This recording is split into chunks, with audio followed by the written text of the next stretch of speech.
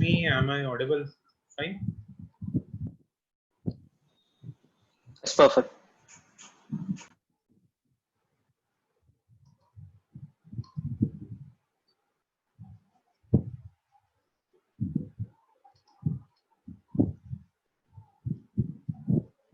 Welcome everyone.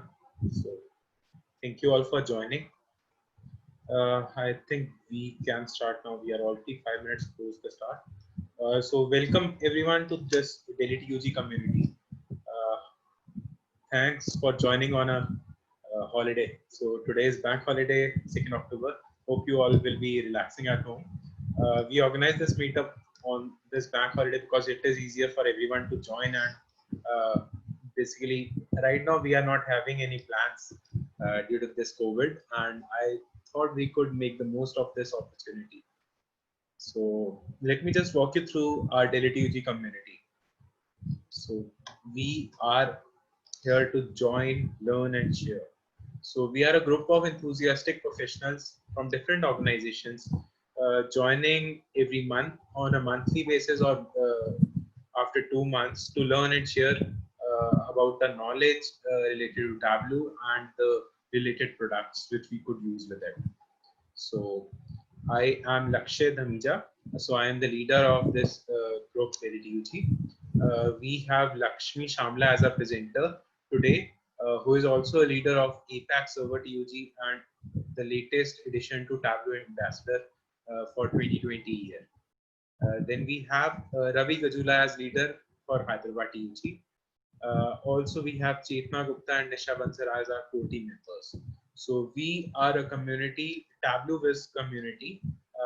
We started around 2.5 years back as Tableau Viz community, and then we joined our hands with Tableau to make it as an official Delhi Tableau user group.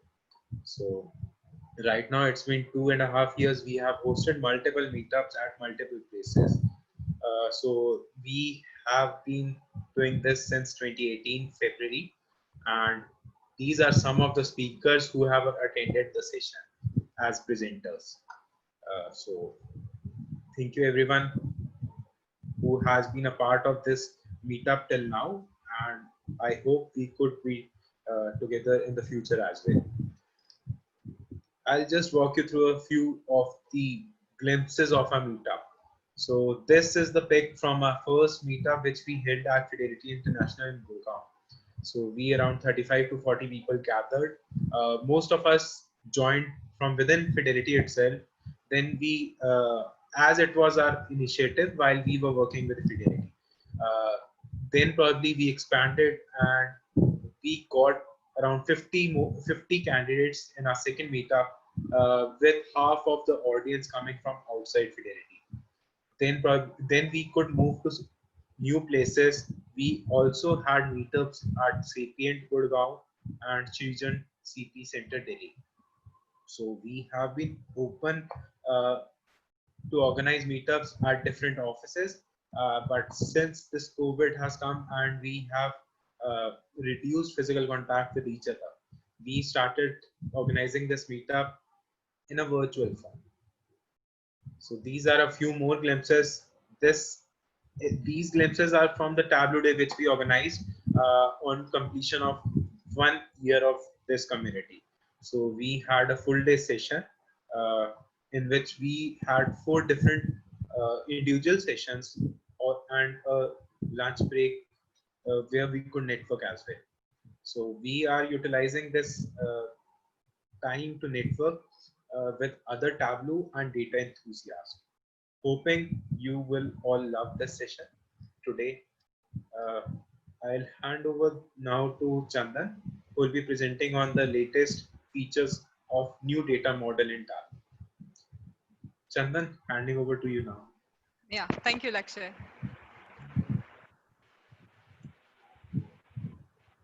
Let me share my screen.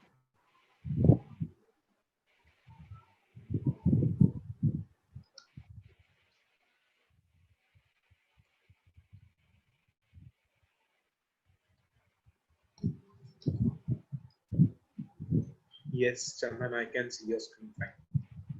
Okay.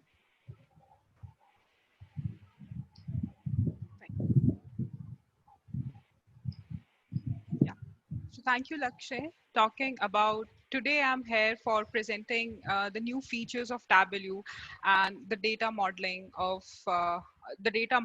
in the new release of 2020.2 version. Let's start. So before moving on to the other topics, I would like to introduce myself. I have done my education from Chandigarh University. I'm BTech and I've passed in 2015. From the in the initial days of my career, I have started working on few of the tools of SQL, Oracle, and then suddenly Tableau comes into picture. And from there, then till now, I had been the part of Tableau. And talking about my journey, it's being like I've just started my career with American Cyber Systems as a data analyst, and then moved on to the Standard Chartered Bank, then moved on to the Accenture, Google, and currently I'm working in S&P Global as a data engineer. Talking about few of the domain knowledge that I have, I had been working on the finance dashboards, P&L, and marketing, product marketing. Google in the Google, it's being the email marketing, product marketing, and various other kinds of marketing that I had been the part of. Also talking about a few of my trainer experience. I had been into this corporate trainer from the past 3 years, training the folks on Tableau, SQL, Oracle, etc. Okay, now let's start about what are the contents, like what are the topics that I will be presenting today. I'll be starting from the data modeling, and then what exactly the data modeling is, what are the benefits, what are the type of models, how the Tableau have made that granular picture of data model into picture, and what exactly the relationship is, how relationship is different from joins, how relationship is different from blending. And this is the most important slide wherein we could so there are few enhancements that's being there in the relationships that we will be seeing today. And yeah, so this will be the content of today's session, starting with the first slide.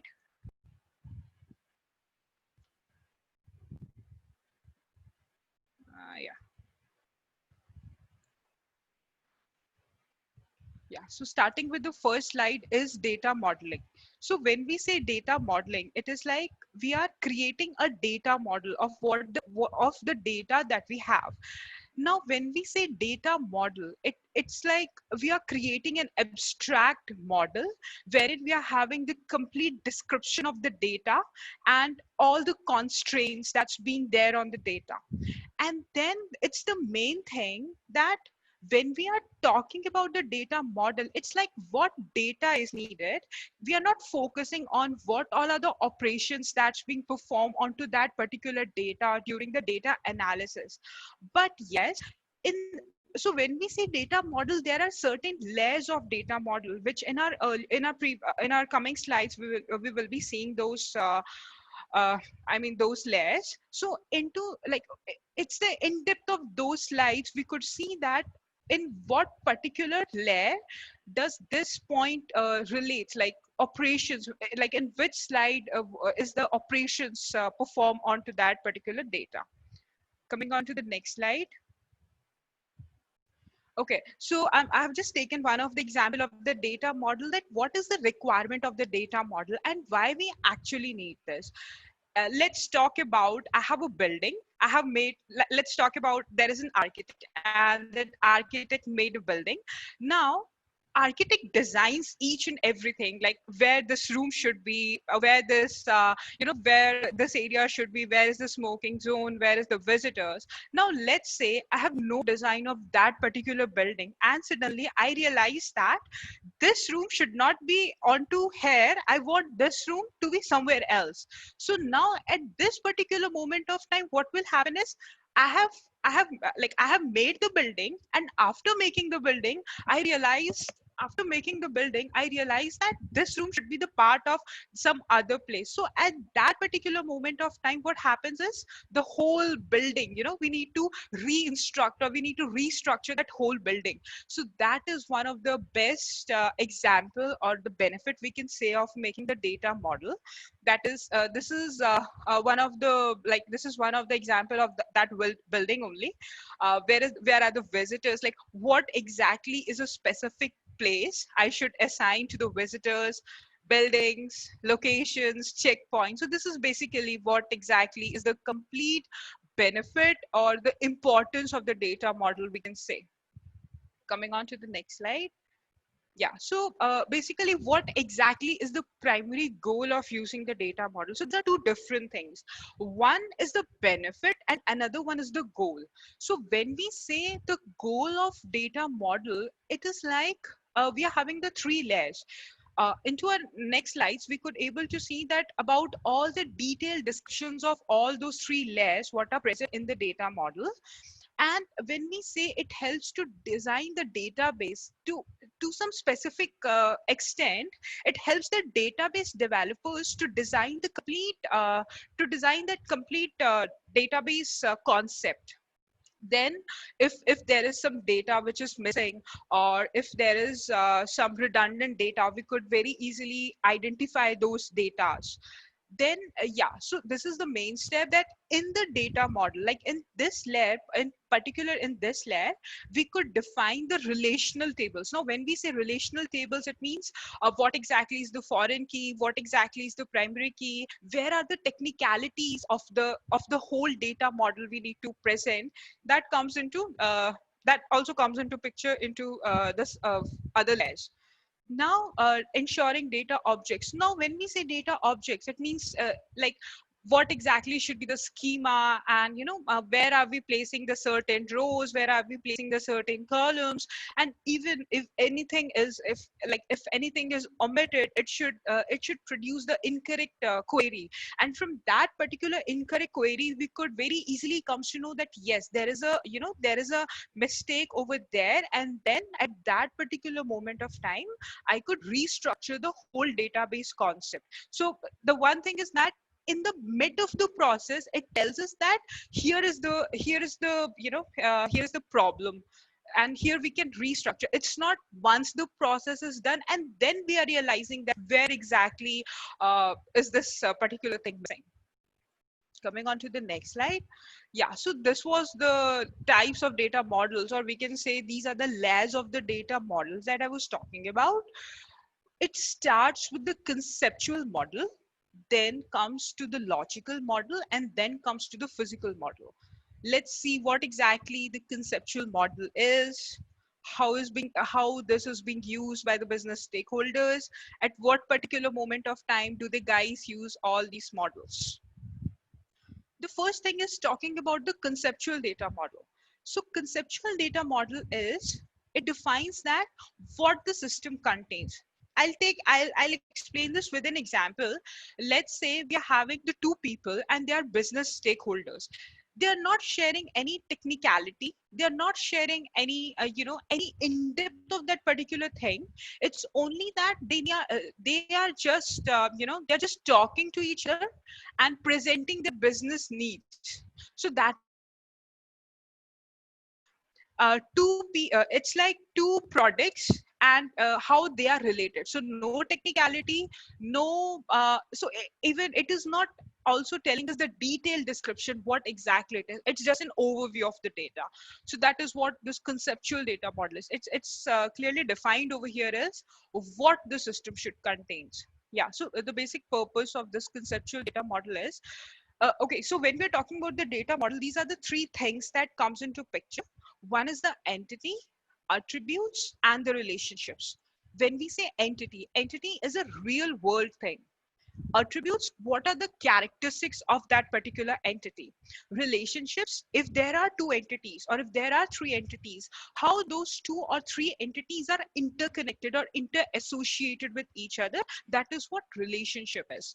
One more thing, this relationship is just the how those entities are defined.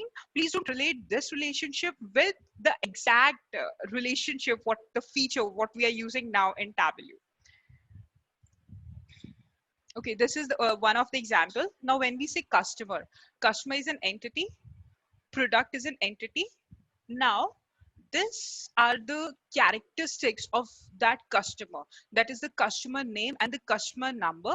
And we could able to see how customer and product, they are related with the help of the sales, like what sale they are making, what are the customer names, what are the products assigned to that particular customer. This is all about this conceptual data model. In layman's term, conceptual data model is also known as the domain data model. Yeah, so it's one of the common terminologies that's being used by the business stakeholders. Okay, starting with the logical data model. Here comes the exact picture. Here comes the exact granularity, how the Tableau guys have used this particular concept into their Tableau. So when we say logical data model, it defines how the system should be implemented. When we say how the system should be implemented, it should be, it's like we are defining the complete structures, we are defining the complete tables, how this one table is related to the another table. That's it. So the another thing is that over here we are not defining any primary key, over here we are not defining any secondary key, or how those different tables are being related to each other. It's just a basic structure we are defining in this logical data model. And yeah, so the main technicality, it starts from here. We'll see in the other slides what exactly I mean when I say about the main technicality. And yeah, so when we say advantage, the basic advantage of this is that it is forming the base for the physical model. If we have so physical model is something where exactly the implementation of the proper data, database takes place. So the foundation for that physical model is what logical data model is. So you can see over here the basic difference. In the conceptual, we have just seen that yes, these are the real world, no, these are the entities, and these are the characteristics of those entities. These are related. That's it. But here, when we say technicality, it means that we are defining the string. If we are talking about the customer name, what is the data type of that customer name? What is the data type of that customer number? And how all these are being related to each other? This is what the technicality comes into picture in this logical data model. Coming on to the next slide. This is the main thing where the entire picture starts. That is the physical data model. See, it defines how the system should be implemented. And even in the previous example, that is the logical data model also, I have mentioned that how the system should be implemented. But there is a difference. When we say the logical data model, it shows that we are not, we are this DBMS system is not related. It's just like we are defining those entities, we are defining those the characteristics, we are just defining the data types. But when we say how the primary key is how the primary key is how the primary key comes into picture, this is the exact physical model that from here the primary key comes into picture. This I can relate this with an example, like in our earlier Tableau versions, when we are just having the two data, we are connecting those two data with the help of those joins. That is what this physical layer is. So it describes the database specific implementation. When we say the database specific implementation is what exactly I'm talking about this, yeah, the primary key and the foreign key and all the constraints and all the store procedures and everything. It helps in the data abstractions. So there are two terms, even which amazed me when I was going through all these things, is the data abstraction and when we say the richness of the metadata, what exactly it means. We'll first go through the another slide which shows us what is the data abstraction, and then we'll see what exactly is the exact difference between the data and the metadata. So let's say data abstraction. So basically what exactly data abstraction is, so there is a programming interface what the user see.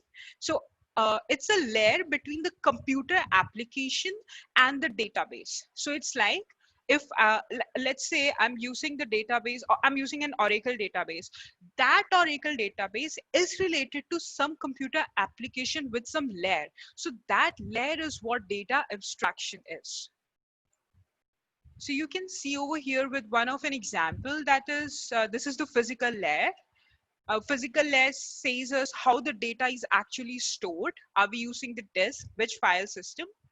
Then is the logical level. Logical level is what data is stored, like the, again, the properties and everything, and what exactly the data users see, and what exactly the data that when we say data users, it's actually the end client, what exactly the end client sees. So in between everything there is this layer. So this is what exactly this data abstraction term is. Bit funny, but yes, I found it very interesting when I was studying the difference between the data and the metadata. So this is a picture of cat wherein it is representing the data, and where the, okay, let's take it, let's relate this particular thing with a very simple example. I have a spreadsheet of Excel, and into that spreadsheet of Excel, all the rows will be the data, right? So it means that rows, the number of records, that rows, I can say it as a cat. Then the column, the name of the column, what are the comments onto that particular rows, what are the constraints, that is basically what metadata is. So data is just those number of records. Metadata is an entire description of what exactly that data is. So this cat, the picture is just a data, but when it comes, what is the file name, what is the author, at what date this picture is taken, which camera, which lenses, that is what this metadata is. I have also explained this difference with the help of this a relational database. That is, this was the same example that I was talking about. It, let's say this is a table of an Excel which consists of so many records. Considering this employee ID, first name, last name, these are the name of the columns. So when we say metadata, is this name of the columns, and what exactly the data type of that employee ID is, first name, second name. So that the complete data types, everything is being concerned with the metadata, and the data is those number of records. Coming on to the next slides. Yeah. So basically, this is an example of the physical data model. What exactly is that? So we are having a customer. We have defined the data type over here, and then what are the constraints we have defined, and how are they related. This is basically what exactly the physical data model is. So just a brief summary is the conceptual, that is what data is needed, physical, logical, how data is needed, how data is implemented regardless of the DBMS, and then is the logical, and then is the physical. In the physical, how data is needed with the help of the DBMS. So here comes our main thing, that is the relationships in Tableau.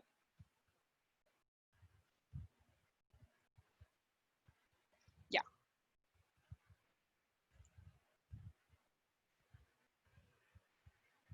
Yeah, so here comes the main thing, that is the relationships in Tableau. So it's a very easy way wherein we can combine the data from the multi-table analysis. And one more thing, it's very similar, that the way we have used the join will be same way the way we have used this relationship. That is, there should be one common field which is same as that of is that of join and blending. So these are the two terminologies what is being introduced in this concept, and that is that I guess that's one of the main terminologies. That is the smart aggregation and the contextual join. before proceeding on to these details of smart aggregation and contextual join, I would like to walk you through the UI of the tablet. So yeah, so here comes the UI of the new feature. What's being there is relationship. Uh, this time it's the earlier we have used the sample superstore data, but this time this is a very popular data, that is a bookshop data. We'll be seeing the details of this bookshop data in our next slides. So this bookshop data consists of this many tabs, right? Now if I'm just dragging this other tab onto the canvas, I could see the preview of the data of this other tab, right?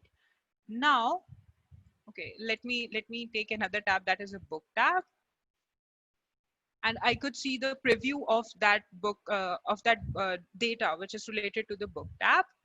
Now let's take an information.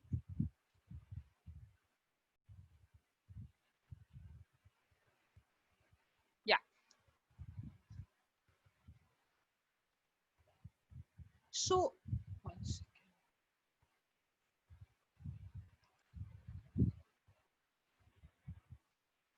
Yeah.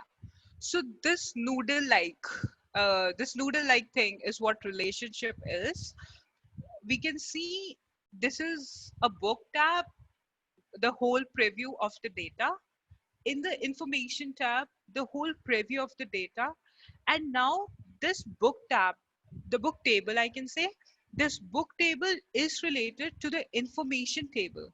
So now the one thing is that they are related with each other. They are not joined or they are not blended. First thing. And second thing over here is that if you click onto this noodle like thing, you could able to see that Tableau has taken the by default the common fields on which it has related. But uh, if you just want to add anything else, you can do so. One more thing over here which is more important is that you could see that in the book tab you could able to see the entire data which is being present in the book, same as that of an information tab. But there is no missing field, or I can say there is no duplication. So the conclusion of here is that this book table is related to the information table, wherein we are getting these are the different tables, these are not merged with each other. This is one of the best feature of the relationship. Now in some instances, let's say I have to join the data. So at that particular moment of time, what I can do is I can click onto the book tab and I could see this layer. Basically this is the logical layer, sorry, this is the physical layer. And now this will give us our earlier experience. Yeah. So this will give us like what join you need to make. And so whatever join and all we are defining, that is defined in this physical layer, and by default is the logical layer. One more thing over here want to discuss. If you are using the Tableau 2020.2 version and you're opening any workbook, instead of this from over here, you will see a migrated data tab by default. If you click onto that migrated data tab, it will lead you to this logical layer wherein you could able to see the exact sorry, this is the physical layer wherein you could able to see the exact the earlier experience that we have.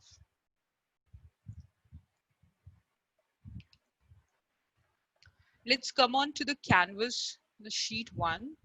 This will be a bit different as that of the earlier. You could see that we are having the tables. The book table consists of all the dimensions. The info table consists of all the dimensions and measures. So this is a bit different from that of our earlier version, wherein in the earlier version, I could see all the dimensions at the top and measures at the bottom. But here I could see those dimensions and measures which belongs to that particular data will be the part of that particular table. And again, that info, all these measures that belongs to that particular table will be the part of that particular, sorry, all the records which belongs to that particular table will be the part of that table. Now, let's say I have created a calculated field. Now, whatever calculated field I'm creating, if so when we say calculated field, it can be set, it can be parameter, it can be group, you know, it can be anything. So let's say I have taken this field as test. Now I have taken the author ID. So since this author ID is related to the book, to the book table, this will automatically go to this particular underneath this book table, right? And but if let's say I have an instance wherein I just need to use a calculated field on the basis of the book table as well as on the basis of the information table, what I can do is, let's say I have taken an book ID over here. So you could able to see that now over here, this tab, which is the combination of the book and the info, will go on to this underneath those tables, which means it's an unmatched tab. When we say unmatched, it means it's neither related to the book table nor related to the information table, but it's a combination of the fields what's being there in the book table and the information table. Number of records are not being present, which was there as in the earlier versions. Now you could able to see this book. So this is the local number of records. This we can say this is a local records wherein that's from that particular table. One more thing, if you just click over here as view data, you could see that those tables are now not being merged, and all the records are being bifurcated differently. All the records of that particular table are being bifurcated on the basis of that particular tab. One more thing over here, one of the best feature what I find is very useful. Earlier we are defining the join type, but now what exactly the feature is, on the basis of our analysis, Tableau will automatically switch on to what exactly will be the best join type the Tableau can go for. So this is basically we can say the contextual joins. Contextual joins are what?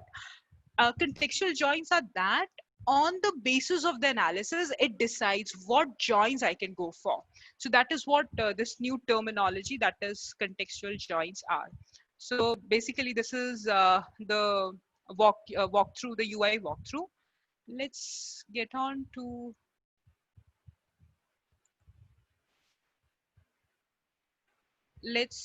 the presentation. So we'll see the smart aggregation and contextual joins in more detail in our next slides. Okay, so these are the 8 R's. This is actually the more very important slide, which is the foundation of the relationship. Let's talk about let's start about what exactly these 8 R's are.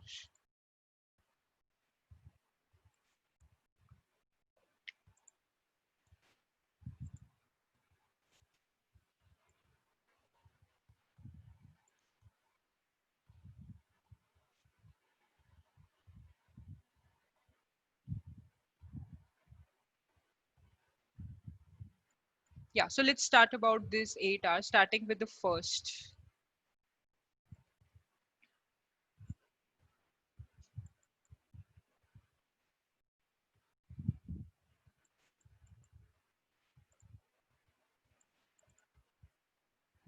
Starting with the first R.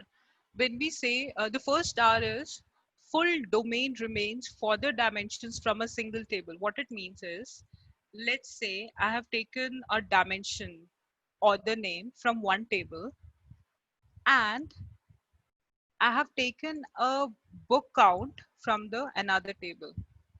So basically what it specifies is, if I'm taking a dimension, yeah, so basically what it specifies is, if I'm taking a dimension from a single table, all the records will be maintained when only single table is concerned. So basically this is the first R stands for, and we say it remain. So the R1 is what remain, and when we say remain, it's like the all the domains of the dimensions are being retained with the help of the single table. Let's talk about the second R, that is the representing unmatched measures as zero. What exactly this means? Okay, now I'll take the author name. These are the author names. I'll take the book.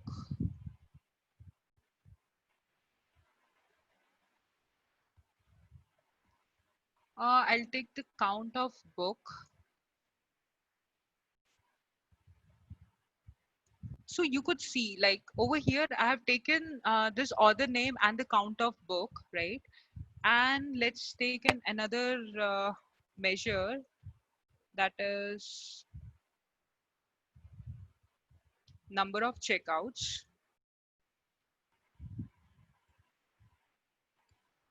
As soon as this number of checkouts come into pictures, I could see this three nulls, right? If I just want to represent this three nulls with zeros, what I can do is I can enclose this particular field with Zn,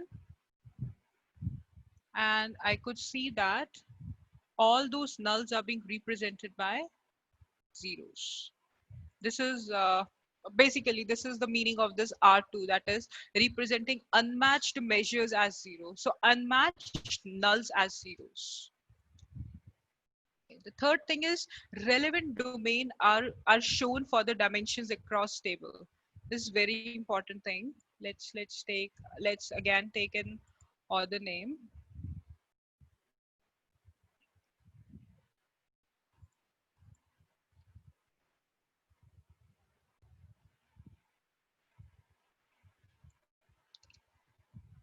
Now I can see that these are the names of an authors from the author table, right? And now I'm taking an award. These are the awards that belongs to that specific table.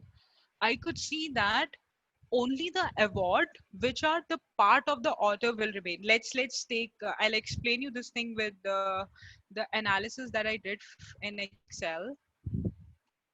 So what it means is like okay, before showing this how I got this output is that I would like to show you the data model which I forgot in the earlier to show you that what is the data model I have used. So over here I have combined all these tables. I have I have related all these tables this way, and I have used that data model wherein book. So if I just click on to this book will be the physical layer, and you can see this is an inner join, right? So I have taken this output of inner join is taken over here.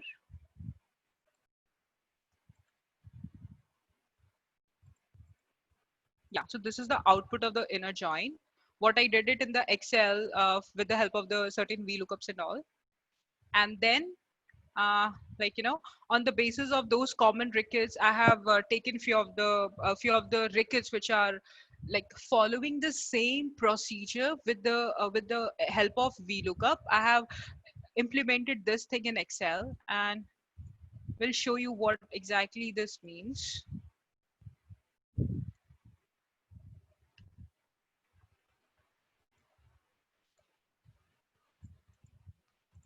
So you could see that I have just with the help of an author ID and all these records are being taken off, and you could see that these are the records. So these are what are the author names? This is the author names. These author names are the concatenation of the first name and the last name. You could see that these records are those which do not fall in that particular award, or we can say they are not being awarded. So at that particular moment of time, I could only able to see those relevant awards or those relevant names which are actually being awarded. Yeah. Let's talk on, let's get on to the another slide, that is retained. Now, okay. So this was the previous example I had given. Let's say I have to see those authors also where which are not being awarded. So at that particular moment of time, what I can do is I can take a book, I can keep it over here, and I could able to see even those authors which are not being awarded. This is one of the golden rule of relationship. All the records with the help of with the help of the measures we can retain. So into that measure table, all the records which are the part of that measure can be retained. It means unmatched measure values are always retained. So this is one of the golden rule of the relationship. And how this, like I'm using this no awards, how this came is, it's just like I have aliased null with the no awards, recovering unmatched values with measure. What exactly this means? Okay, you could see over here, I'm having an order name, I'm having an award. So this is the second R that is representing only the relevant things, right? Now, what does this means? Recovering unmatched value with measures. Let's take one measure over here, that is the book. And I have used over here as the count of book. Now what will happen is all the records which are relevant to this particular measure will be taken. Now let's say I want all the dimensions, like all the orders which are present in this particular order table. What I can do is I can take this author table and keep it in the details. I could see, you can see that there is an introduction of these two authors which are not the part of, which are not the part earlier. So basically, these two things are same. Like over here, what it shows is that whatever records which are the part of that measure table will be taken. Like it will show you all the records which are the part of that measure table. And over here is, if even if I just wanted all the dimensions from that particular table, what I can do is from that particular table I can directly take any of the measure, and it will show you all the records which are the part of that table. Okay, coming on to the next slide, that is removing unmatched values with filters. This is very interesting thing. Yeah, so what exactly it means, uh, let's say I have taken title and I have taken the ratings, like what are the ratings that that title that title have, right? So I'll just take the ratings and I'll just keep it over here. Let's take an average of those ratings.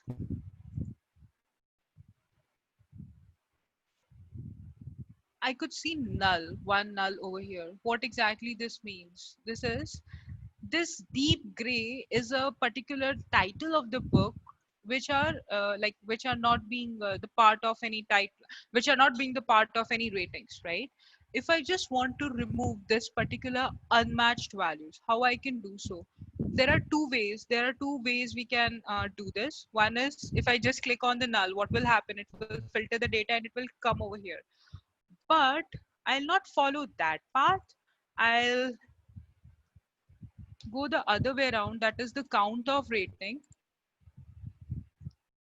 and I'll just keep it over here as at least 1. So now what will happen? You can see that null is being removed. The question arises, why I have not used the filter directly, why I have taken the ratings from here and then I have used the count.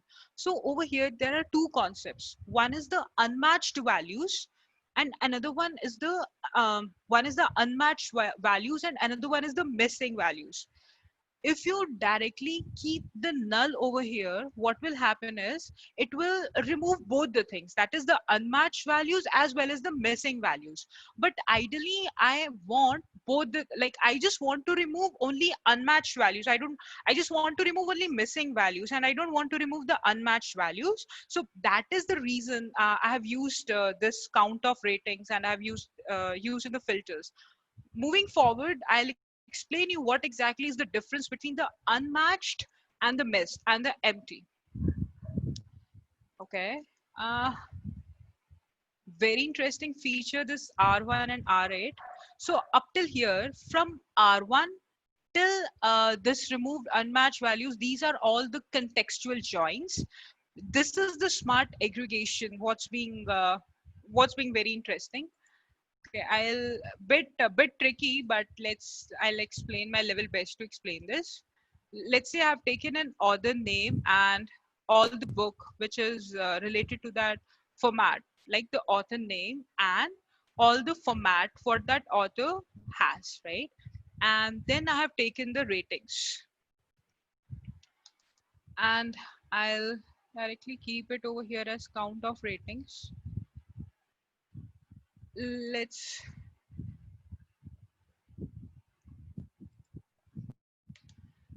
I've just taken this count of ratings over here and has presented this. I just use this totals, add all subtotals. I could able to get this figures. These figures are a bit tricky. See what it says. Aggregation resolved to the measure's native level of details, and the measures are replicated across the lower level of details in the Viz only. What exactly this means? Let's take an example of this Carolyn Segal. Ideally, this is the number of ratings what the hardcover that the Carolyn received for this hardcover. Again, this is the count. This is the ratings what Carolyn received for the hardcover. When I have switched on the analysis, like when I have on that subtotal, I'm seeing the same number. I thought it is wrong. Like in our earlier version, we might have think this is wrong, because ideally what it should show the sum of 1489, right? Similar to this also, if you say the Buchanan Thompson, you could see that it is just showing you this number. Ideally what it should show you the sum of all these. I'll explain this thing with my analysis on Excel.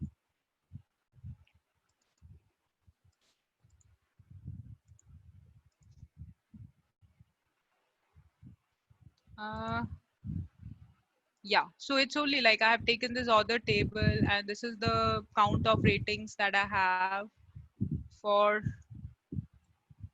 that table. Now, okay, let's see what exactly we have used in this. I have used the author names and the format, right? So this is the author names, and these are the format that I've taken. And this is related to this ratings table with the help of the book ID. Let's take an example of Carolyn Segal. Carolyn Segal book ID is, sorry, Carolyn Segal consists of this two book IDs. So what I did is I have just taken these two book IDs and to this R7 and R8, sorry, onto this ratings table. Over here, I have just filtered this two book IDs. So one is this TM925 and another one is, no, they're not filtered.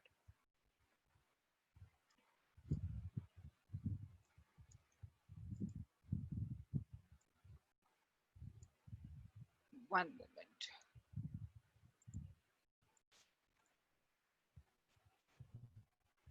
Yeah, so I have this two book IDs. One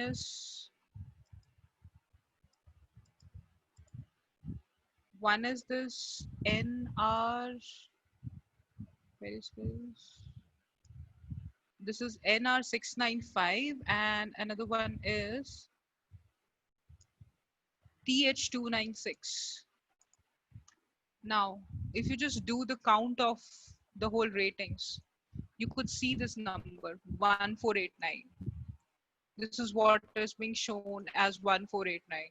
So this is what exactly it means, that this aggregations are being this is basically what exactly is the smart aggregation, what Tableau takes on its own on the basis of the dimensions. And again, if you just want to change it to the sum, we can do it manually, but just by clicking over here as total, all using and sum. Yeah. Okay. The last slide. Yeah, and this I have just explained. So this is just many to one, one to many relationship. Like if there is a book can consist of so many authors. This is many to one, and one to many is a single book can have so many additions. So, and one to many, again, a single book can have so many ratings. So this is basically that.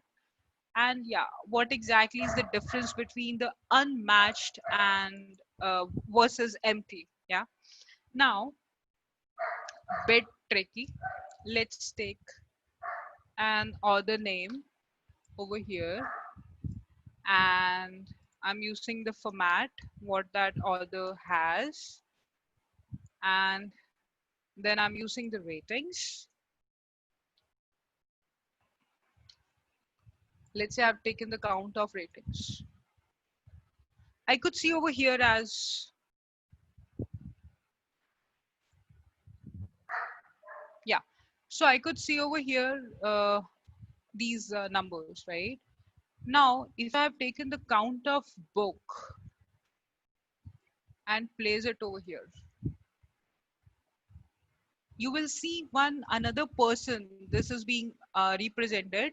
Sorry, this person comes into picture, and the format of this book is the format is null.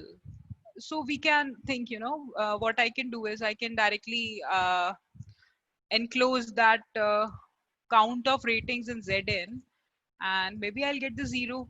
Let's try that. So if I just enclose this ratings with Zn, you will be amazed. There is no 0. Basically, there is no 0 because this is not the unmatched field. This field is missing. So basically, this is the difference between unmatched and empty. Unmatched is something, it is present, but it is not the part of that particular particular table. So that is the reason it is showing you as a null. I mean, it's not it's not showing us as 0. This is the basic R's of the whole relationship. Coming back onto my presentation. Yeah. So this is the basic R's, what's being there, what's being explained. Or everything is what contextual join is, and the smart aggregation is those last R7 and R8. That is what smart aggregation is, wherein it is aggregating. It's not always doing. It's not giving you always sum. It will always aggregate on the natives level of details of the dimensions. Again, what is the requirement of relationship? I was suffering with one of the thing. I thought I was into one of the requirement wherein it will solve my purpose, that is this published data source. If you're having published data source, this relationship will not gonna work on the published data source. What I feel as one of the thing, maybe in other features in our coming version, we could see even this relationship feature will be available on the published data sources. Yeah. So when we are combining those two tables on those common field, the data type of those two fields should be same.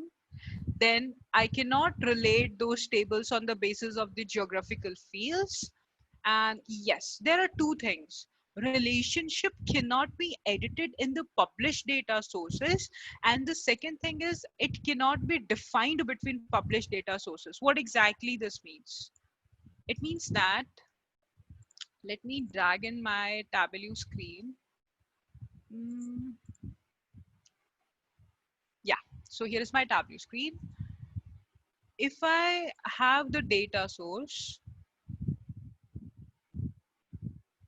in the data source, I defined the relationship. I published this, right? I defined the relationship, and then maybe, I can publish this onto the server. Now, if I publish this onto the server, I cannot edit the relationship. What it means is, at that particular moment of time, let's say I changed my mind, after analyzing the data, I came to know that this book is related to the checkouts on the basis of, if you hover over it, it will show you on the basis of book ID. Now let's say I don't want the book ID, I want, I want an author ID, and I have published it. So this will not be possible. So once you published it, it's not possible. And the second thing is that it cannot be defined between the published data sources. Is that if there are certain data sources which is already there on your server, and then you are defining the relationship, that will not be possible, right? Then yeah, this is the main thing, that on the basis of the geographical fields we could not define the relationship. Then it's always recommendable that if we are using the relationship, we should use it as an embedded data source. So when we say embedded data sources, I don't want to, like, if I'm publishing this, if I'm publishing my story, I can directly publish it. I don't want to publish those data sources separately. Why? Because if I'll publish the data source separately, again, I could not able to edit the relationship. What will happen is, I have done the whole project and then I realize, oh man, I just want to, delete the relationship, or I just want to change the relationship. So at that particular moment of time, I cannot. Okay, talking about the logical, the relationship and the joins. So the relationship canvas is the logical layer where we are defining the structure, where we are defining the join is the physical layer. Yeah. So when we are talking about the relationship, it's being already explained that, we are not defining any join type. By default, it is taking full outer join, and coming on to the data analysis, it will see that what join type you can define. And then when we are talking about the relationship, our tables are not being merged, but in the join type my tables are merged. Only data related to the viz is queried. It means post analysis. So what exactly it means? It means over here now it will define, if I'm dragging any of the fields from this canvas, after dragging that field onto this canvas, it will define that what join type it will be. It's not defining by default. So this is one of the best feature wherein we can get the more accurate results. Yes, then no duplication, same, one to many, many to one. We are just confused. What is the common field? What we should go, left join, right join. So no, nothing is being there now. No duplication because everything is queried separately. Unmatched records are included in aggregation. Unmatched records are omitted. What it means is, so when we say unmatched records, this is basically in the UI walkthrough, when I just did this unmatched records, even this records are being included, but there are some instances in the joins I could omit that record, and it is like, again, I'll face the data issues in that joins. And believe me, I am the part of one of the project, and you would be amazed. I have tried the relationship, I have tried this joins, and I have tried the joins, I've tried the blending, and nothing is being working. So I think it's one of the best feature wherein I'm getting all the results.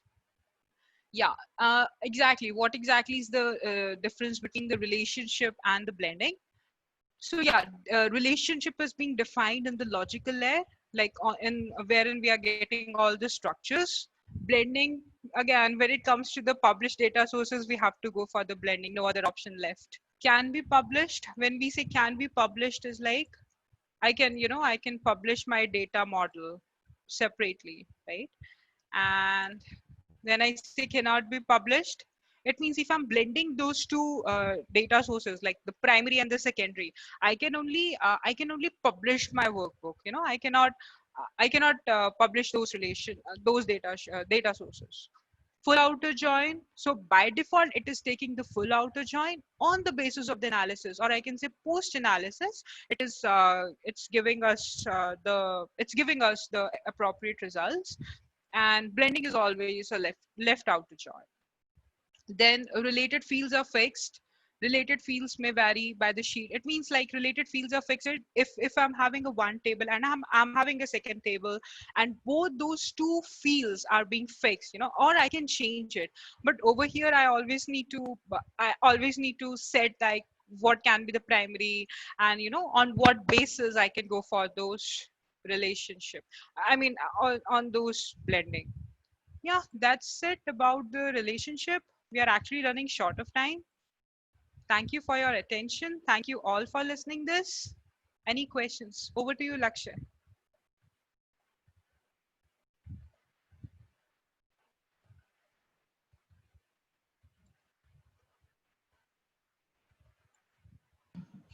Okay, I can see. Okay, let me try to answer a few of the questions which being there in the QA session. Is Chandan, data? Yes, Lakshay. Yes, what please. I can do is I'll speak the questions for you, Sure. and then probably you will answer. Sure. So Yeah. I'll start from the bottom. So question is from Nilesh Gaikwad. What Okay. is the execution difference between relations and join? So probably you have already covered that. If you Yeah. could just brief. Sure. So when we say the execution difference between the relationship and joins, I guess he's asking about the performance issues.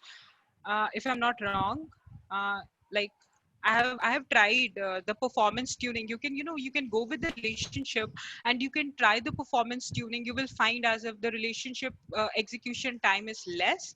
Again, the performance is good as compared to the joins. I think is this if I answer this question correctly. So, Yeah. so Nilesh, if your answer, if your question has been answered, you could just let us know. And if you have some other query, you could ask that on Q&A box. Yeah. Uh, Yeah. so next one is from Shravan Yadav. How to do cross join in Tableau? Okay. So basically what exactly cross join is, let me open my UI feature. Basically what exactly cross join is, if over here I have taken an Excel, okay. Now, if I'm taking any other data source, let's say if I'm taking so many data sources I have. I'll take like in the cross database join. It's not necessary. It should always be of Excel.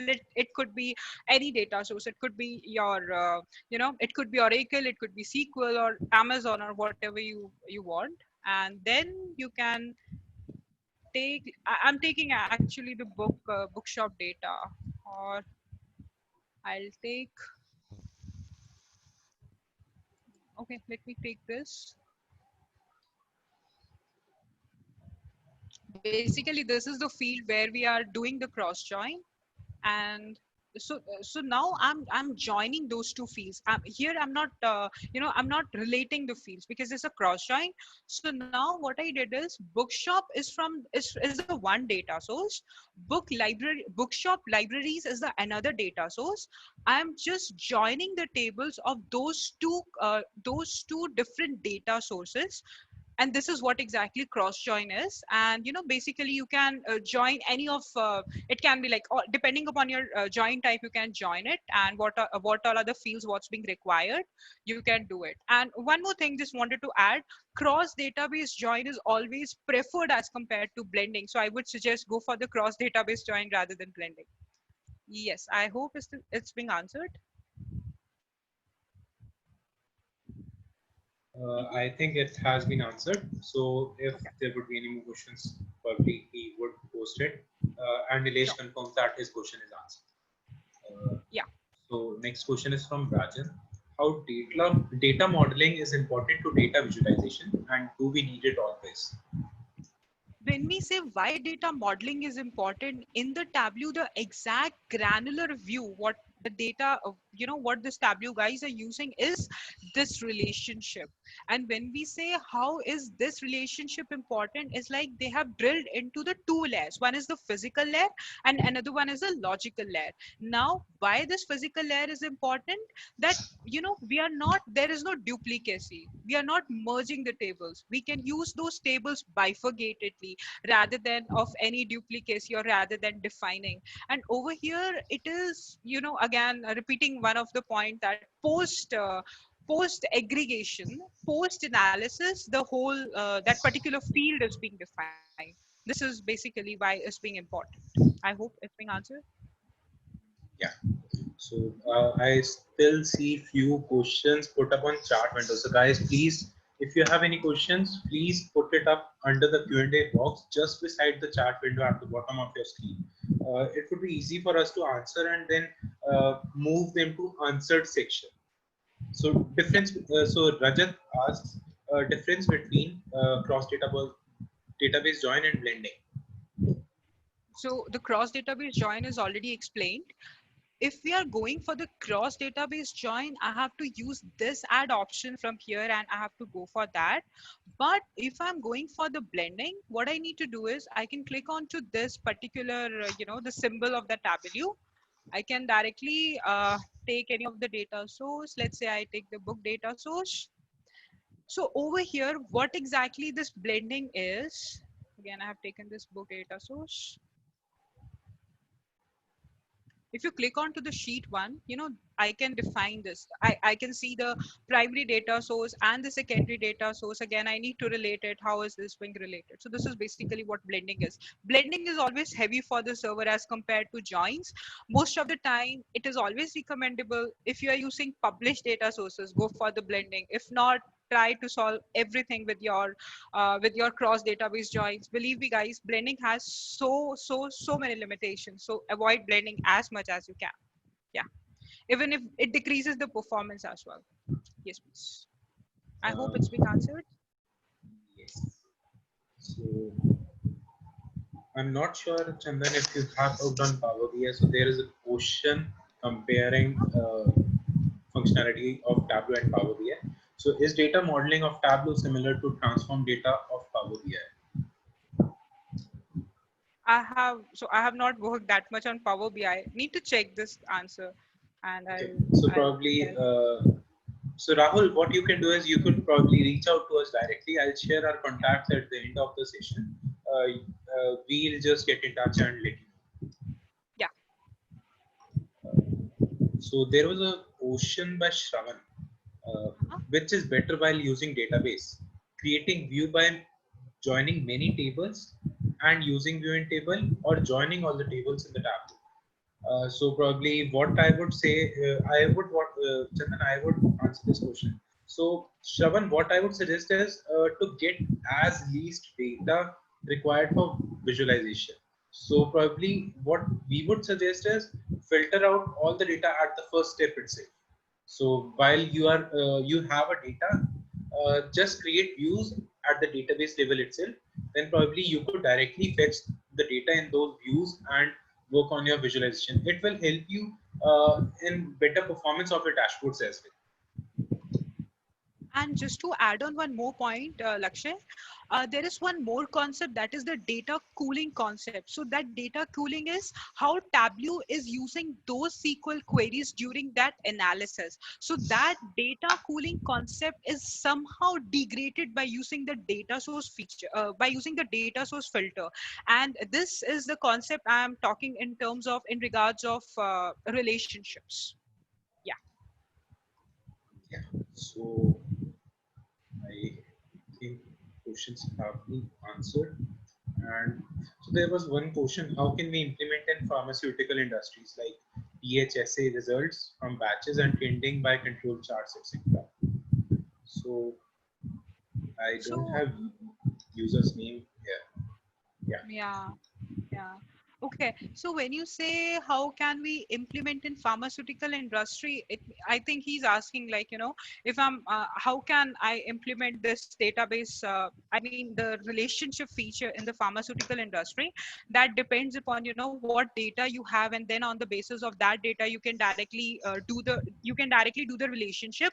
And then like PHSA results from batches and trending by control and charts, etc. So I think that totally depends upon the what data you have, what can be the master data, and on the basis of that master data, how can you relate those tables. That's all the understanding of the data, and then putting it onto the data model. Yeah. So I think the user's name is Divyang Modi. I asked him separately. Okay.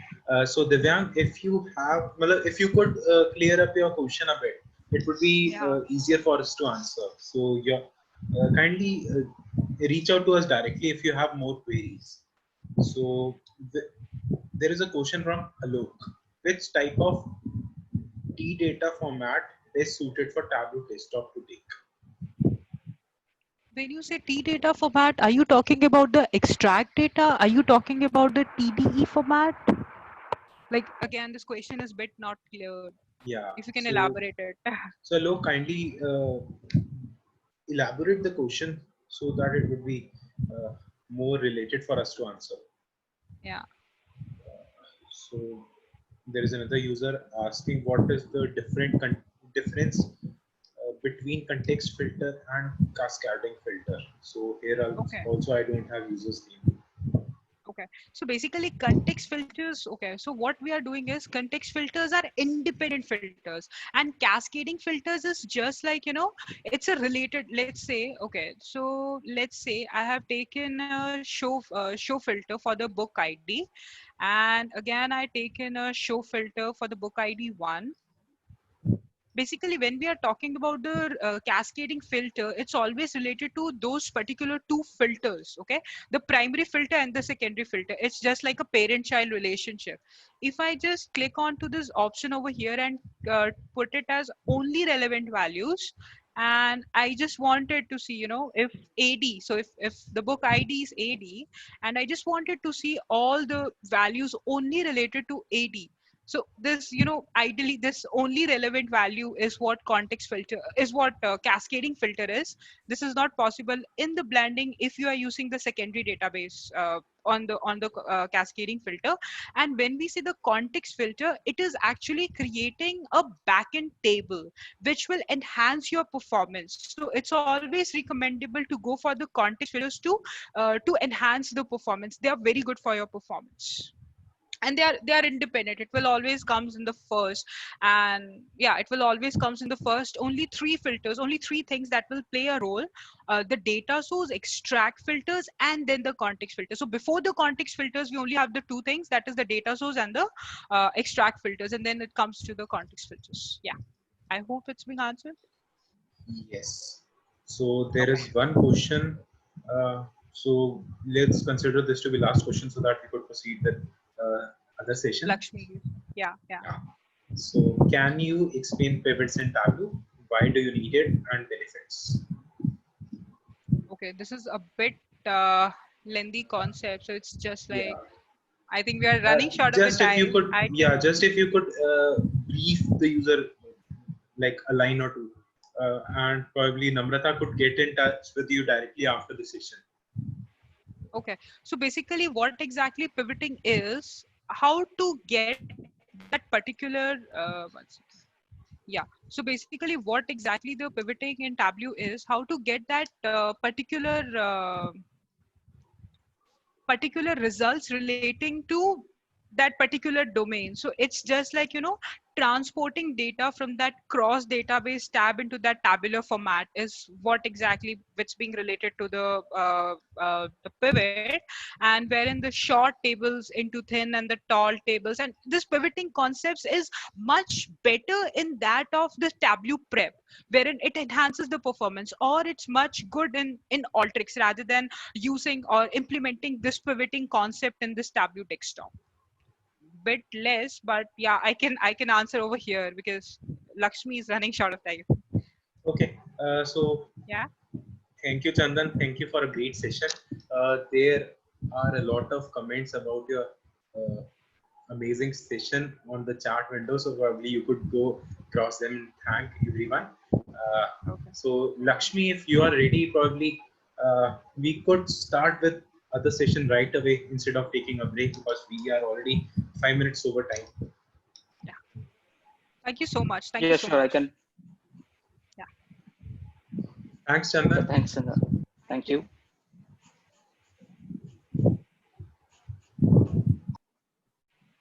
So, yeah, is my audio good? Yeah, Lakshmi. Okay, perfect. Okay. Uh, Chandan has set the expectations very high. on the on the technical front as well as the explanation part. It's a quite an interesting and intense session for everyone. But yeah, so we have got so much information today, and she has made up the content as well as the kind of flow is very good. So moving on. So hi everyone.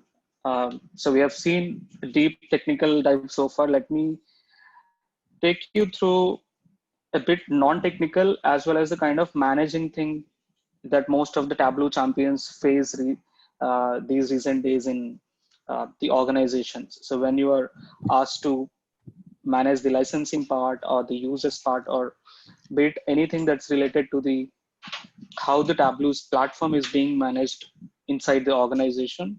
So this session is for you guys.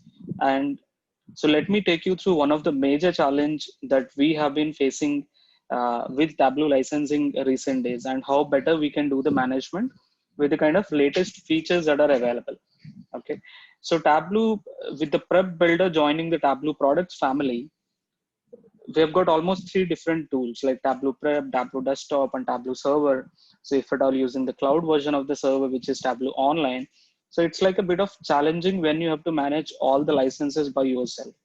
So with the latest features like LBLM, or the people can assign the licenses when they log in, not just you just give them a bunch of licenses and they never use. So with these sort of simple and small features, we can make the Tableau licensing more efficient as well as much better in the organization, so that you can plan the Tableau licensing in a much better way. Okay, so in this session, we'll talk about the same, the much improvised and easy method of managing the licenses, as well as how you can work with the different products along the way. Okay, so let me share my screen.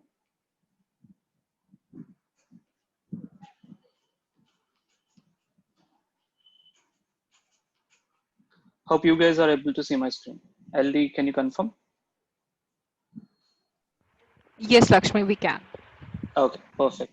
Yeah, so my name is Lakshmi Arana. I work as a senior BA consultant, and recently I'm part of the Tableau ambassadors groups as well. And I got the opportunity with the kind of work we have done. We have done since last 2 to 3 years approximately. I've got the opportunity to lead the server to UG, the APAC wing as well, which is wherein we discuss the topics related to the server and how deep we can understand the server, or how we can make the server as a strategic platform for the entire organization. Because the kind of data modeling as well as the BI and visualization things that we do in the back end, so the server is the part where all of these goes in live, or where this is where all the people utilize it. So this is one of the key concept, and we thought why we shouldn't have a specific user group for server, and that's where I thought we should have a one specifically, so that we can take the topics that are interested on the server side, we can discuss in there, and we can bring in the experts from Tableau as well as the community, wherein we can take the topics which were never discussed before. So that's how we started this TUG. And so I'm a guy who is more interested in towards the infra side of things, like the server or the IT and all of these related things. And you can follow me at my blog, asklakshmi.com, or else you can follow me on Twitter also. Okay, so now I'll take this opportunity to thank you all of the Delhi TUG community as well as the lead team who have been supporting me since I started my Tableau journey. So it was never that easy if I don't have you guys support, and so the way you supported and the way you helped me. So we have all brought Delhi to EG up to this level. It's not just me or only one person. It is all we have done that together. So I'll like to take this opportunity, as I said, to thank each and everybody. Today I stand as an ambassador because you all made me so. So thanks for that. Now let's quickly jump into the topic. And one more thing before I go into the topic, right? So it is not like if you are a Tableau champion, then only you can become the core member of the Delhi TUG, or for that matter, any TUG in India, be it. So we have Hyderabad TUG, Bangalore TUG, which are being kind of active these days. Also Pune and Ahmedabad, also Kolkata. We have TUGs across all over India. So if you want to be a speaker, or if you want to speak anything, be it a small topic, be it a big, deep technical topic, just like Chandan has taken before. So it can be anything. Don't hesitate to come forward and speak, because that's how we started, right? So when we started these sessions, I have started with like a very basic, how can you install a Tableau server on a Windows machine? So who couldn't have done that, right? So don't be hesitate to come forward and speak. So it can be a simple topic or a complex technical topic. So every TUG open for you across India. So do let us know. We are on Twitter, and also LD Laksh will share the contact details with you guys, so you can come forward with those also. Also, if you'd like to speak, that is one thing. Also, if you would like to be part of the core members team, wherein we encourage people and we kind of gather these and organize these sessions, you can be part of that also. You are almost welcome for everything that we do. So with that, yes, I'll jump into my topic, which is how better you can manage the licenses. So as I said, so with the coming in of three different products into Tableau, so it's kind of tricky when you have to manage three different licenses, right? So that's the reason Tableau has come up with a concept called Creator, Explorer, and Viewer. So which was earlier, we have a different way. It's a desktop and server and that sort of concept. So with these kind of creator concept, when you buy a creator, you will get a desktop, you will get a prep, and you will get a seat on the server license. So what were the key challenges that we are facing these days? So when we buy a license, so this is for all the guys who are wanted to understand the licensing, or also who were dragged into the license management and stuff for the organization. Also, being a developer or a BI analyst, if you understand these concepts so clearly, you will have a bit advantage over the other guys in the market also. So the first challenge that I would talk about is like product key distribution. So when we buy the license, we'll get individual keys. It's not one key for all or some master key. It's not in that way. So each user will get a different key. So let's say we have about three keys. LD will, Lakshmi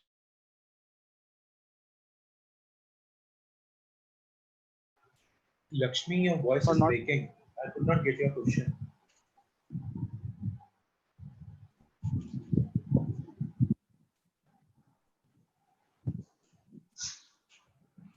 Lakshmi, are you Okay, still is it there? better now? Yeah, you're audible now. Okay, perfect. So when you have that sort of individual keys, you never know. If I give a key to Laksh, you never know whom he's handing over that key, which is of course unethical, but uh, you never know if he's giving that key within the organization itself, if they're sharing with someone else, which is again against the EULA of the Tableau end user license agreement, but you can't control it because that is not in your hand. Also, monitoring and reporting, let's say Lakshmi is not using his key since last 3 months. So how do you know whether he's using that key or not? Okay, so that monitoring and reporting and doing analytics on the licensing users, so that you can efficiently manage the license, because Tableau, as we know, each license is very costly and it is very difficult to get the licenses also. Right. Also, the last part is reclaiming. Let's say, as I said, if one person is not using his license at all, how do you know that he's not using, and how can you reclaim it, and how can you do the housekeeping on the entire licensing pieces? Okay, so let's say there is a person who never used license, but he was assigned a license. So how do you take that away from him and give it to someone else? And there are cases which I have seen in my organization, like let's say I give license to the person X, but even if I take him, I inform that guy that you're not using it, so I'm going to assign it to some other person called Y. But when I assign that to Y, I cannot make sure that X is not using it, even if you unassign that from the Tableau customer portal. So when you reach out these kind of situations 3 times, then Tableau will automatically locks your key and you need to raise a case, and there is so much hassle around it. So these are the some of the key challenges that we do or that we face on the recent days. Okay, so how the LBLM, which is login based license management, which was introduced recently, which came in from 2020.1 server version onwards. So how it helps in order to overcome these kind of challenges. Okay, so with the LBLM activated, so you don't need an individual key. So if you have 3 people who want to use Tableau Desktop, you don't need individual key at all. But how you can do, we'll see. Also, the monitoring piece is a bit tedious in the old format, but now we have some pre-built admin views where you can monitor the usage, like who have been using it, or who have been not using it, or if using, what is the frequency.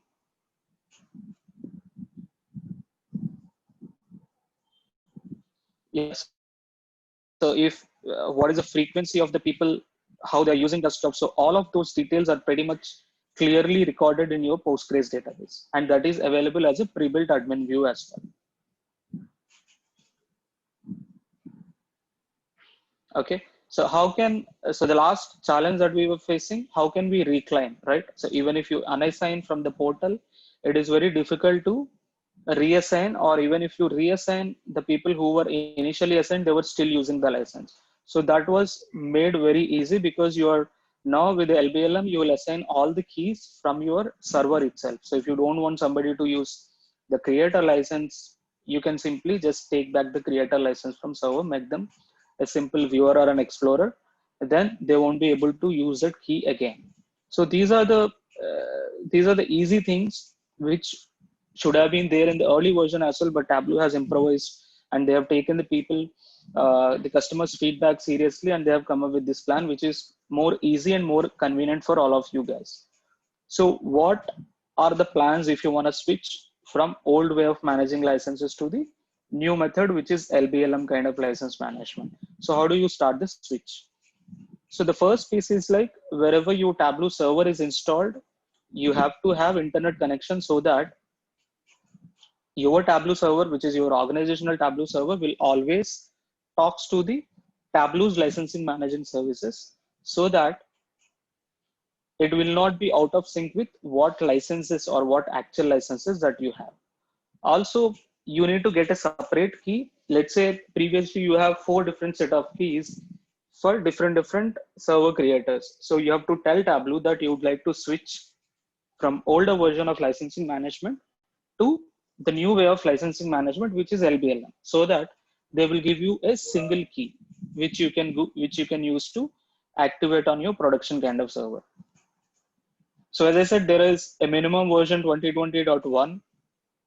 Also for the desktop, also there is a minimum versions, so which you can check on the documentation part on the Tableau official site. You can see what minimum version is required in order to enable these features on the desktop or the server. Okay, so how do you enable this on the server? This needs to be run by your Tableau server administrator, or if you're the guy who's managing your server, you can run this command on your server also. So you need to make sure the 2021 has been installed in your production, and once that is installed, you can run this command. Simply what you are doing, you are just setting a parameter with -k command. So login based license management enable to true, so that LBLM will get activated, but that doesn't mean that all of your existing current keys are taken away. So let's take a scenario here. Let's say you have 10 creators you are using as of today. Okay, and 10 different people are using those creator keys as an individual keys, and you want to switch to, for better reporting and all of the challenges that we have seen, you want to switch to the LBLM part. What you have to do, you have to talk to Tableau, whoever your consulting manager is. You have to talk to them and get that key and activate that key on the Tableau server. So once you activate that key, you have to send an information to the users, that 10 users, to deactivate their current keys. Okay, and follow the procedure which I'm going to show you in next few minutes, just to follow that kind of procedure in order to activate again a server. So what happens, each time they use the Tableau, that gets reported on the server. So let's say last 7 days they haven't used, you can see that directly from the server. But with the old way, you can't do that. I mean, you can do that, but that's very tedious way to enable that reporting on each and every person's machine. But now it is way more easy, because you don't need to make any changes on the desktop side, or prep side, you don't need to do anything at all. All you need to do is just inform them, ask them to disable their current license, ask them to follow the latest method, which I'm gonna show you in few minutes. You can put it in a document and you can ask them to follow the document. But this process has to be organized. Okay. The reason, because if all of a sudden people lose their license, they start like making noise, and that doesn't look good in your Tableau platform maintenance. So in our case, we have done this for almost 400 plus creators. So we have almost 400 plus creator licenses in the one of the projects that I have dealt, and we have converted all of them from individual key method to this LBLM. So what we have found out, so I'll tell you what the advantage or what better we have done with that hectic migration that we have done. Okay, so we have found out almost 22 to 25% people have never used their desktop.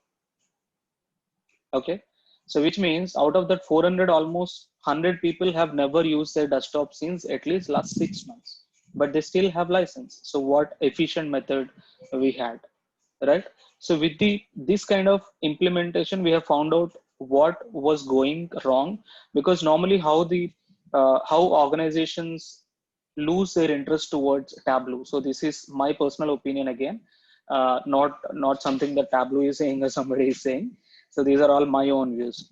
So how people or the organization or the higher management is a bit of losing their interest in terms of going to other products, that because they are investing heavy amounts or huge price on Tableau side, but when we have huge number of creator licenses and nobody is using, but we never know that they are using.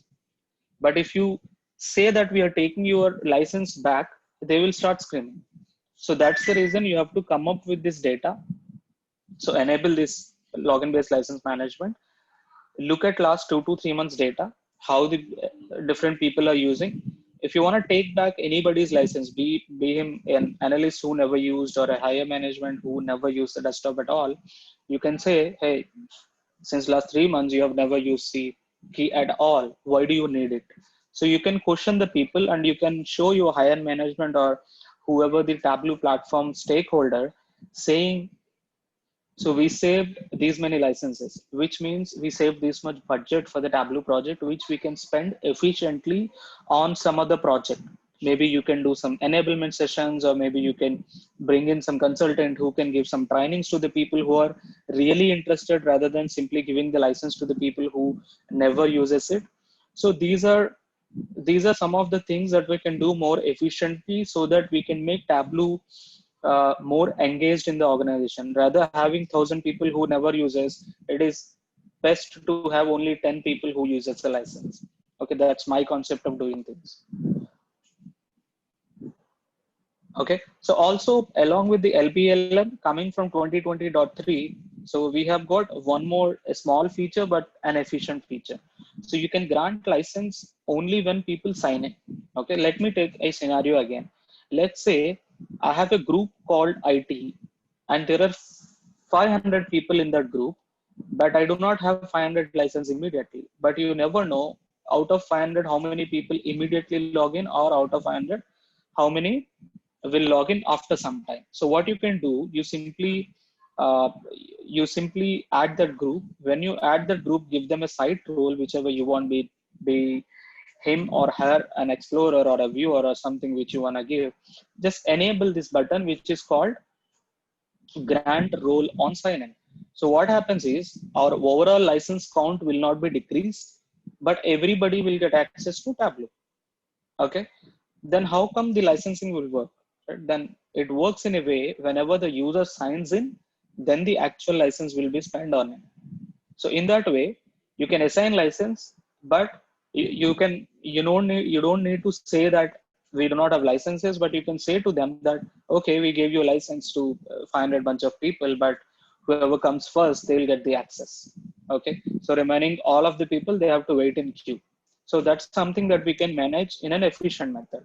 Now, by looking at these two methods and using these in a combined way, we can achieve, or we can make Tableau licensing more efficient as well as much more profitable to our client, or if it is a product based, if it is internal, whatever it is, we can show that to the stakeholders or the management. Let's see how this LBLM will work. So previously we know that product key, we have to get the product key, we have to activate it.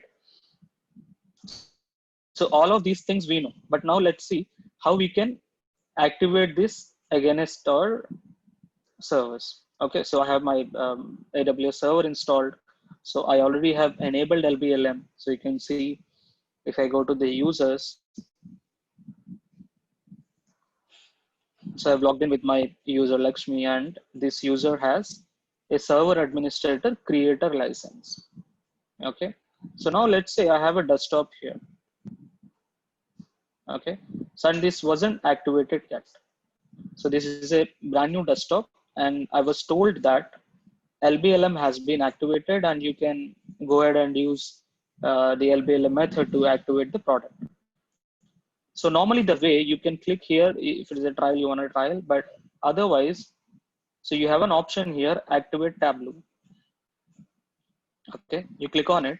So you have this activate with product key, which was the old method. You click on it and then you give your product key and then it gets activated. But now you can do activate by signing into the server. So just to make sure the person, whomever you're going to give the instructions, he needs to have a creator on the server. But now as it is localhost, Lakshmi has a creator already. So I'm going to sign in.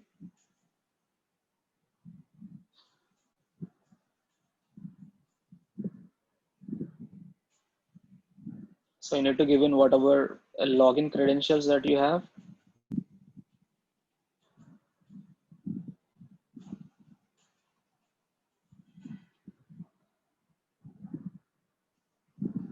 So the product has been successfully activated. So now let's go and continue. So now if you want to look at your license, so go to help and then manage product keys. Here you can see previously we used to have a product key with some 16 digits or 16 code, but now we do not have that. Expires 2021. So this you can see, but you cannot deactivate from here. So that's another thing which you have to do from command line itself if you want to deactivate the product. So now if I go back, I would like to see how many people have activated using LBLM, because I'm going through that migration part. So you have an admin view, LBLM. Yeah.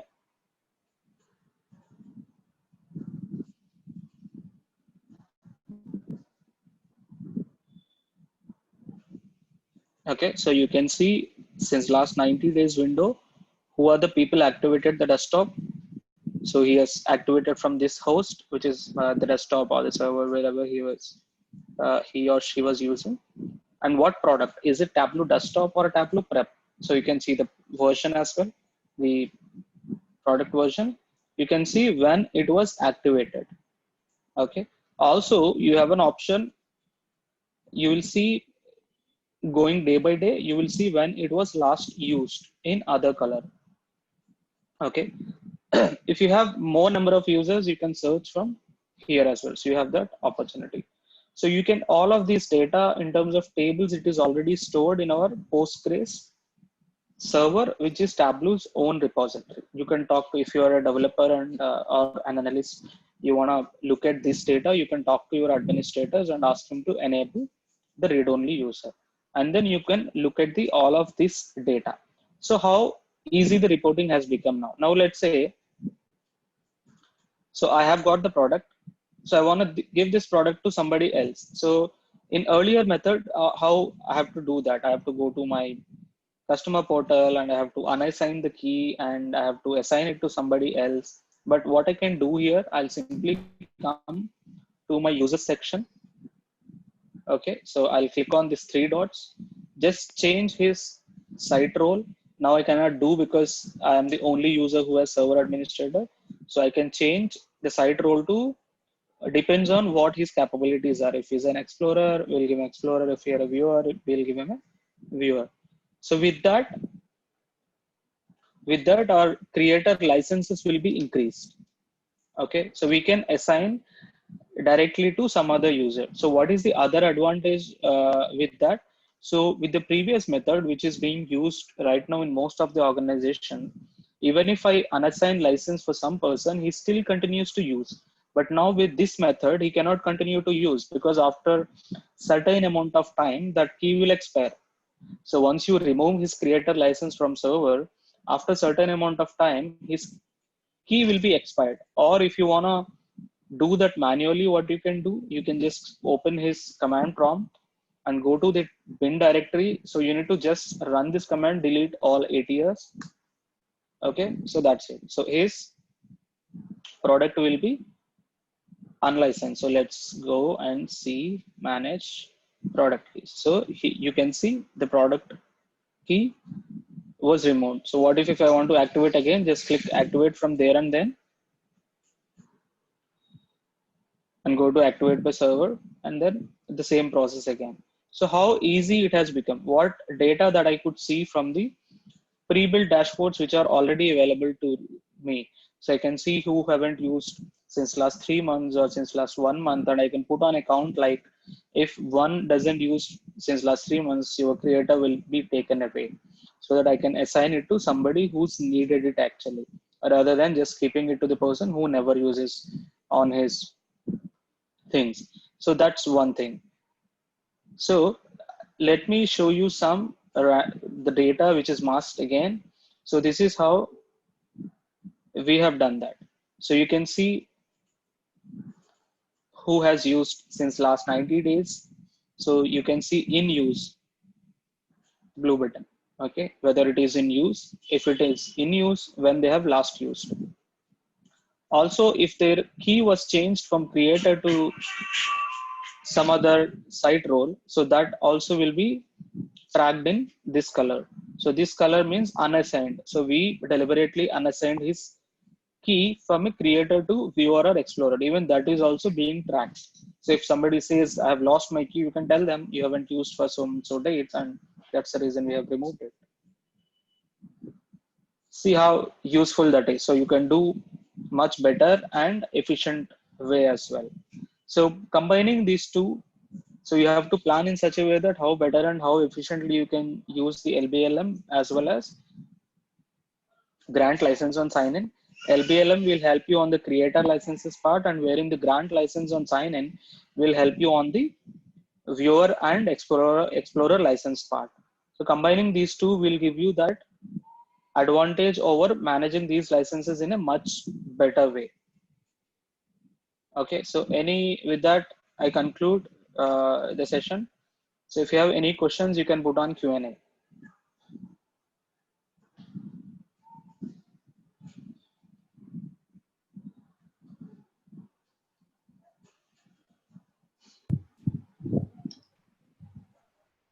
Thanks, Lakshmi.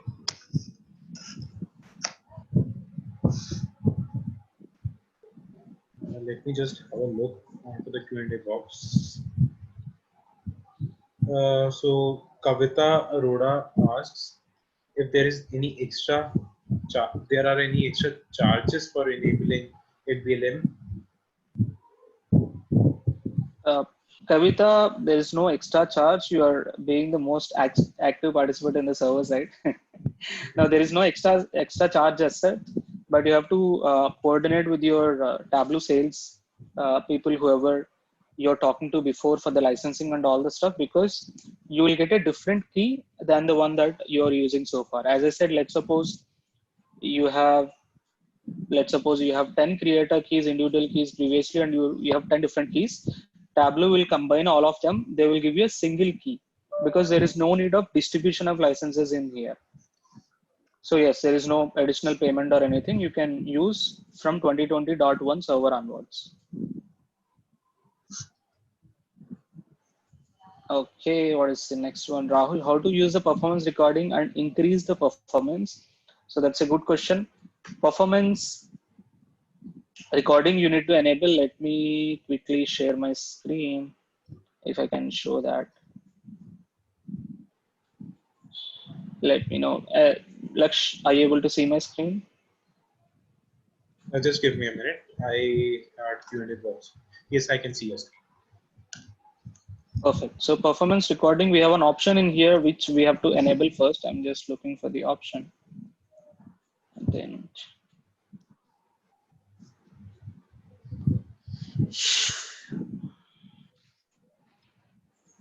yeah, so workbook performance metrics. I guess this is the one. Yeah. So you have to enable this option in order to record the performance. And then so open the dashboard, whichever you would like to do the performance recording.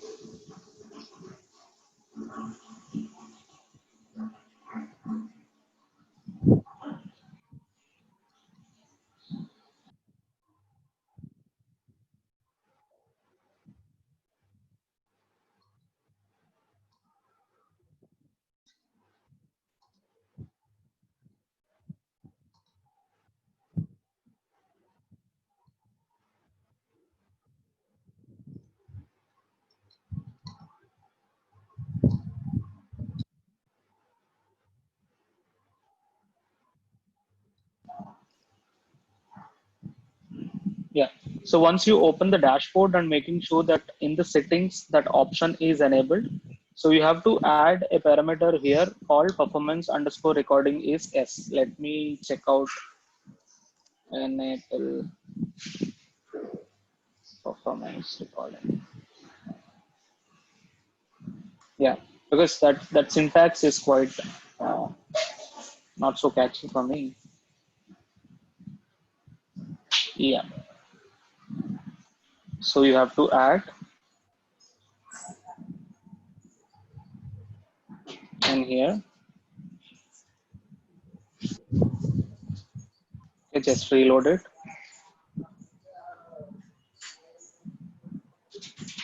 So you'll see a new tab in here. So you can see the performance tab in here, right?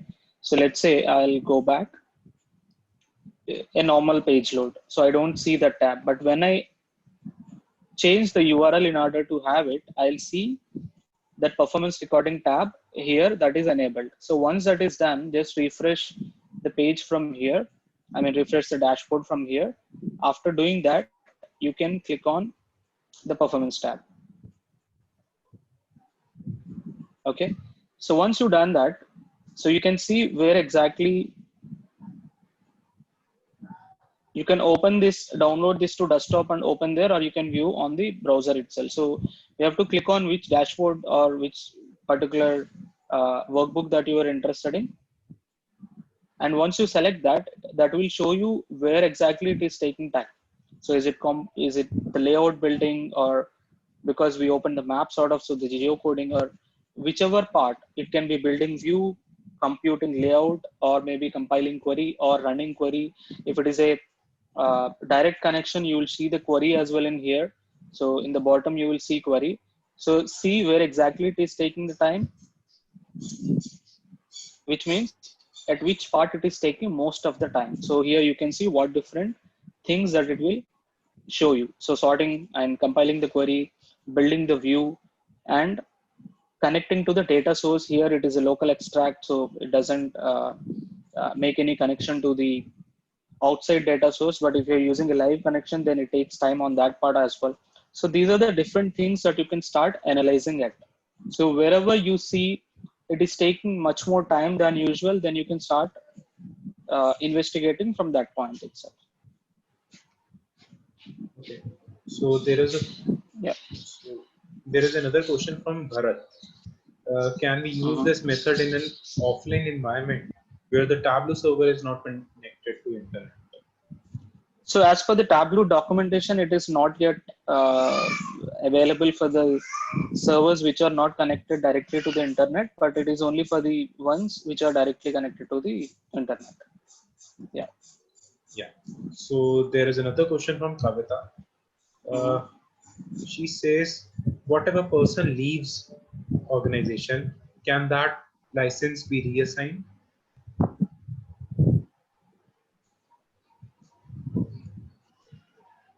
Yes, we can reassign. So what happens is the command that I have run here.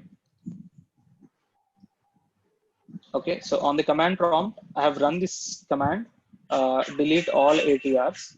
Okay, so this will remove the license from that particular user. If you don't run, because the person has left the organization, so you might not have access to his VDI, but after certain amount of time, normally you can set it to 12 days or 6 days or whatever.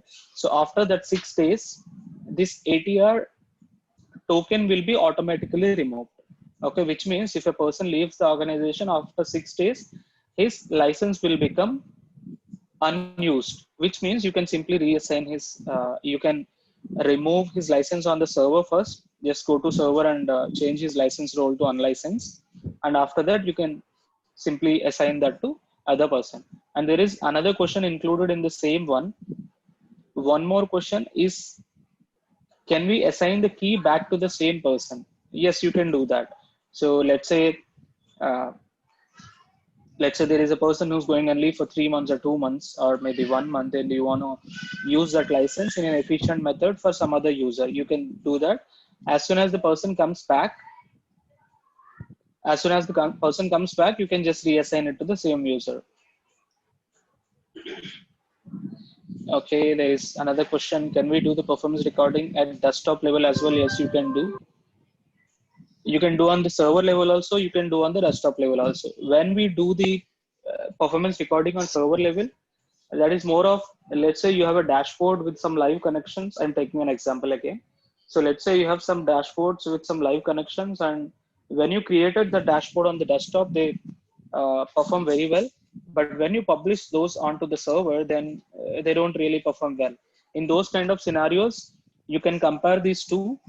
You can run a recording on the desktop and you can run the recording on the server. Compare these two where the server is taking more time.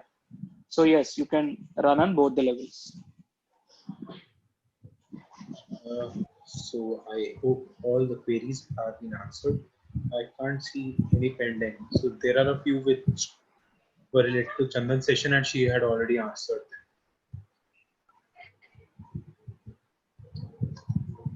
So, Yeah, thank you so much. My request again to all of you guys, if you want to present something or you have something in your mind that you wanted to be taken care by us, even any of either of those, right? So you have something in your mind and you want to present that, so that we are always welcome. So you can come and speak on any topic that you would like to speak at, or otherwise you want some topic which you did not, I mean, you do not have a deep understanding, which is not directly available on Tableau documentation, you can let us know. We will find out a speaker who is capable of delivering that session also. yes, absolutely. So We either are ways, open for yeah. suggestions in any way which we could improve our community.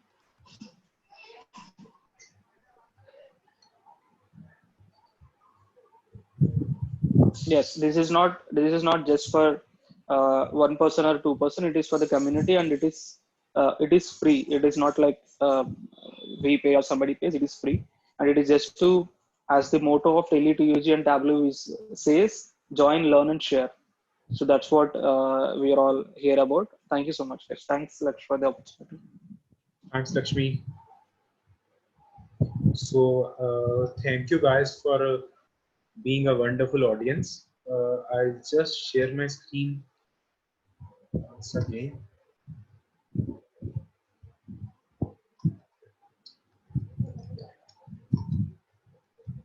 So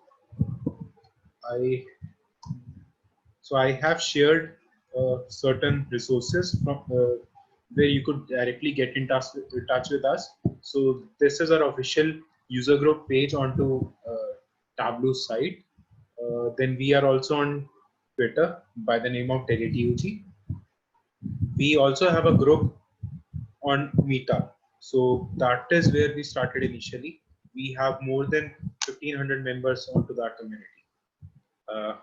Also, these are contacts of all of us who are currently leading one or other user group. So I am Lakshya, leading currently Tele2UG and also a co-leader of Chandigarh TUG.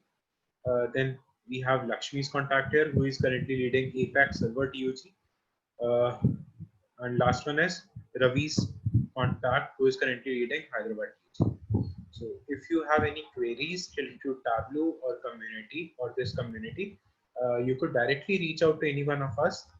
Also, we are open for places once we all are allowed to get in physical meetups, then probably we could host our meetup at different locations. So we are open to that options as well. Meanwhile, if any one of you is interested in presenting into this session next time, probably it would be in November somewhere after Diwali. So if you are interested, you could get in touch with us and we could work it out. If there are any suggestions, you could directly reach out to any one of us. And thank you everyone once again. Thank you, Chandan. Chandan, I could see a lot of appreciation for you, onto the chat window. So thank you for this amazing session. And same goes for Lakshmi. Thank you so Lakshmi much. has been a great support for this group. He has been there since the starting. He started this meetup, and right now he has moved on to greater opportunities. He's leading Apex Server UG.